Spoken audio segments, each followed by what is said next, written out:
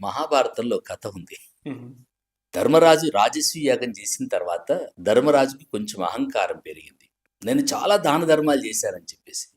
కృష్ణుడిగా చూసి వీడికి చూపించాలని చెప్పేసేసి పాతాళంలో ఉన్న బలి చక్రవర్తిని దగ్గర తీసుకెళ్దామని బలి సామ్రాజ్యానికి ధర్మరాజుని తీసుకొని వెళ్తాడు. కృష్ణుడు వస్తున్నాడని చెప్పేసేసి బలి చక్రవర్తి ఎదురొస్తాడు. ఆయన అట్టహాసంతో ఎదురొస్తాడు. హుహు.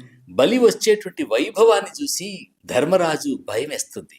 వీడు యుద్ధానికి వస్తున్నాడా స్వాగతం చెప్పడానికి వస్తున్నాడా అని చెప్పేసి. ఓకే. దగ్గరికి వచ్చిన తర్వాత బలి కట్టుకున్న బట్టలని, బలి బంగారాన్ని, బలి వైభవాన్ని చూసిన తర్వాత ధర్మరాజు సిగ్గుపడతాడు. హుహు.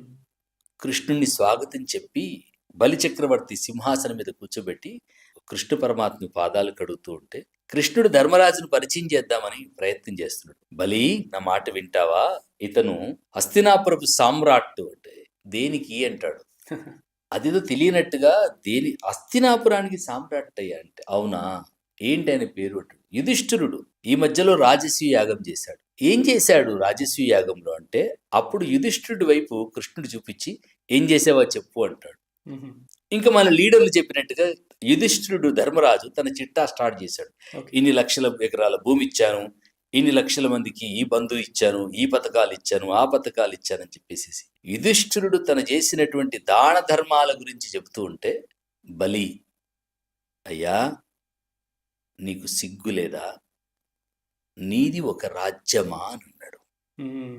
అభినందిస్తాడనుకున్నటువంటి ధర్మరాజుకి అవమానం ఎదురైతుంది. నీది ఒక రాజ్యమా, నువ్వు ఒక సామ్రాట్వా, అలా అంటున్నవేంటి అని కృష్ణుడు బలి వైపు చూసినప్పుడు అప్పుడు బలి చక్రవర్తి అంటాడు, కృష్ణ పరమాత్మ, నా రాజ్యములో పిరికెడు గింజలు వేస్తామన్నా పక్షులు కూడా రావు. ఇంతమంది బిచ్చగాళ్ళను పెట్టుకున్న రాజ్యమునిది రాజ్యమా అని అంటాడు. కరెక్ట్. హ్మ్. ఇంతమంది చెయ్యి చాచి అడిగేటువంటి రాజ్యమా? 78 సంవత్సరాలుగా సంక్షేమ పథకాలతో ఊదరు కొడుతున్నారు తప్ప సగటు పేద బిడ్డకి సమున్నతమైనటువంటి విద్యా అవకాశాలను ఇవ్వగలిగితే ఈ ప్రపంచానికి ఆ పేద బిడ్డలు అన్నం పెట్టగలుగుతారు.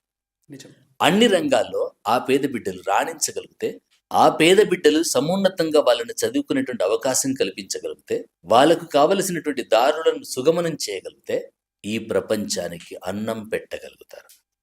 కరెక్ట్.